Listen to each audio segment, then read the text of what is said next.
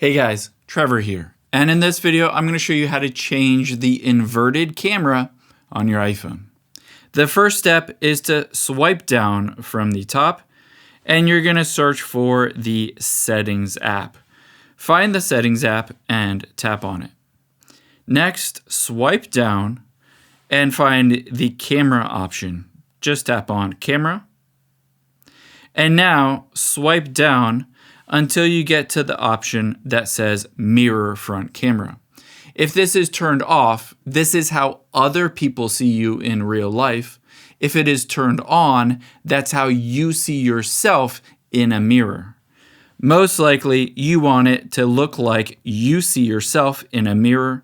So turn this on, and now you have disabled or turned off that inverted camera. I hope this helps. If it did, hit the subscribe button down below, and I'll catch you on the next one.